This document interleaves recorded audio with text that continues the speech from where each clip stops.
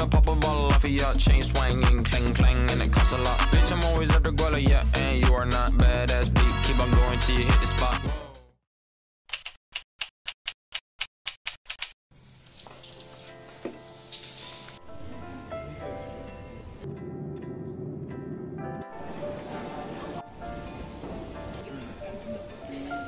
Non, par contre, c'est vraiment le Loge Burger. chez Louis.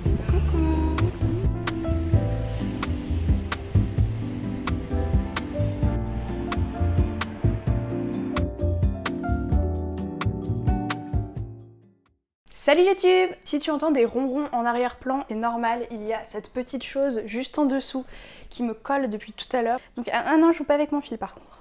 Cette vidéo sort plusieurs mois après mon voyage au Portugal parce que j'avais pas du tout prévu d'en faire une vidéo YouTube à la base. Mais j'ai tellement adoré ce voyage que je ne pouvais pas le garder pour moi sans vous partager ce que j'ai fait là-bas. Donc je suis partie une semaine à Lisbonne avec une de mes meilleures amies du lycée, son copain et mon copain à moi, qui n'a pas voulu apparaître dans la vidéo, donc il sera flouté sur les plans où il apparaît. Pour prendre l'avion, on s'est rejoint à Paris, où on a pris une navette pour rejoindre l'aéroport de Beauvais. Ça nous a coûté une quinzaine d'euros chacun pour 1h30 de trajet environ. Le vol a duré à peine 1h30, puis arrivé à Lisbonne, on s'est rendu dans notre Airbnb. On a payé chacun dans les 120 € pour une semaine dans un bel appartement tout équipé avec 2 chambres, 2 salles de bain, un jardin, une cuisine totalement équipée. La vie au Portugal est vraiment beaucoup moins chère qu'en France. Donc même si vous n'avez pas un très gros budget, vous pouvez très bien vous en sortir pour une semaine de vacances. Donc nous on a passé vraiment un super chouette séjour, on a fait plein de trucs, on a mangé au restaurant quasi tous les jours et franchement on s'est pas ruiné. Donc je vous laisse avec la suite de la vidéo où je vais vous montrer tout ce qu'on a fait.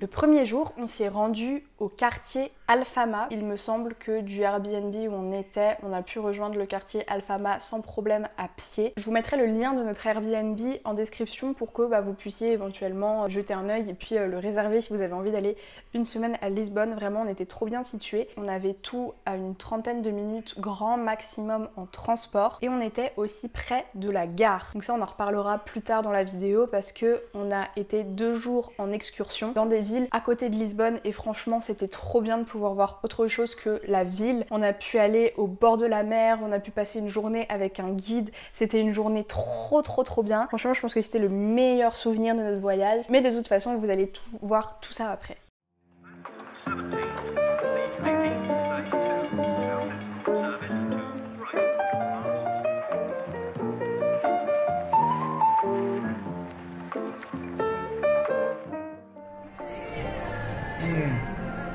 La maillot ici.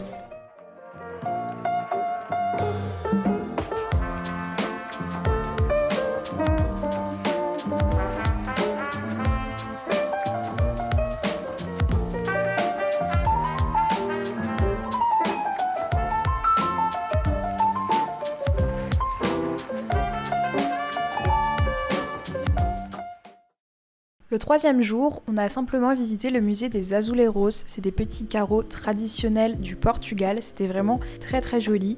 En plus, il y avait une petite salle pour se restaurer à la fin avec des petits snacks et tout, donc on a pu manger sur place. Et on est sorti un petit peu plus tard dans la soirée pour aller faire un bowling dans un centre commercial qui fermait à minuit. C'était vraiment incroyable, tout était encore ouvert, les boutiques, etc. Ensuite, le 4e jour, on est parti de bonne heure le matin. On a pris un train pendant 1 heure et quelques pour aller à Cascais. C'est une ville qui n'est pas très loin de Lisbonne, en bord de mer. C'était magnifique. On a pris des super jolies photos et on était très surpris parce que c'est quelque chose qu'on a décidé de faire au dernier moment.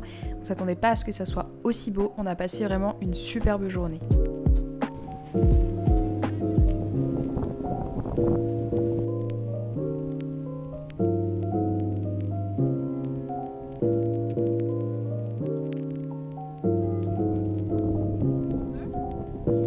Celle de Paris non plus, je l'ai dit.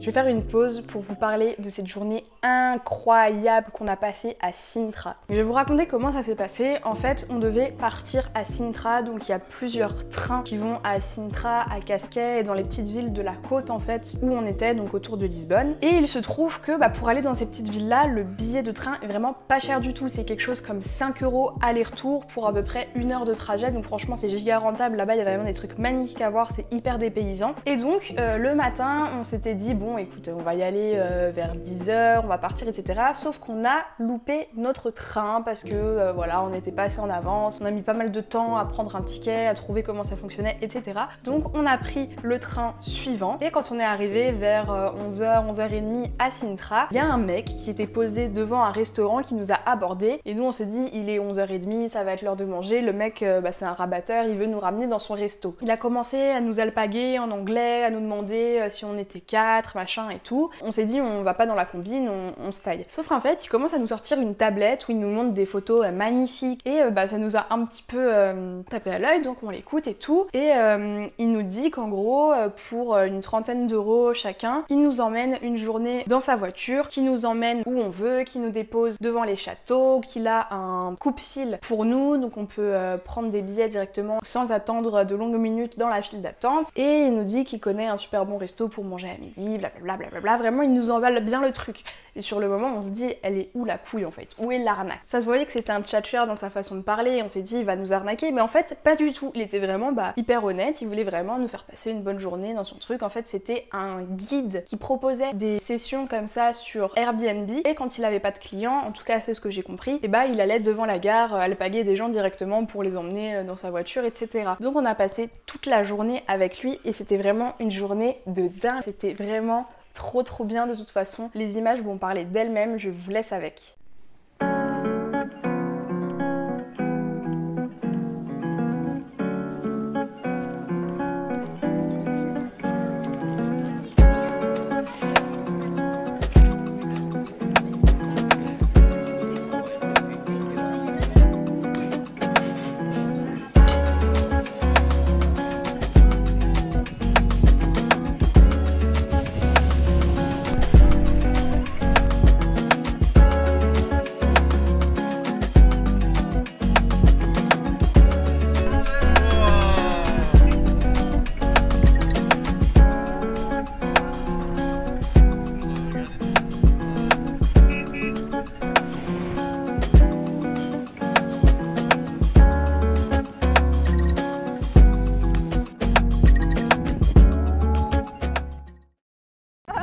Non mais ça va pas. On arrive au dernier jour du voyage. Ce dernier jour on était tous un petit peu crevés, donc on s'est dit le matin on va dormir et on va plutôt sortir l'après-midi. On est allé manger dans un petit resto hyper sympa à côté de notre Airbnb et après on s'est dit bon on va aller faire une petite visite un peu chill. Donc en fait on est allé dans ce qui est le quartier des affaires un petit peu de Lisbonne où il y a l'aquarium de Lisbonne. Je sais pas si je vous conseille l'aquarium, franchement il n'était pas impressionnant plus que ça, mais il y avait quand même des très jolies espèces. Maintenant on y était pendant les vacances scolaires, il y avait donc un tarif réduit à partir de 16 h, on y a été à ce moment là et c'était vraiment blindé de monde, il y avait énormément de monde, il y avait tous les gamins qui étaient collés comme ça sur les vitres, donc j'avoue que j'étais pas trop fan à ce niveau là parce que autant pour les animaux c'était pas cool d'avoir plein de mains comme ça qui tapaient au carreau et autant pour nous c'était pas hyper agréable, il y avait plein de monde devant et tout, mais bon on a quand même passé une bonne après-midi et si vous y êtes quand les Portugais sont pas en vacances, vous pouvez y aller, je pense que vous passerez un bon moment.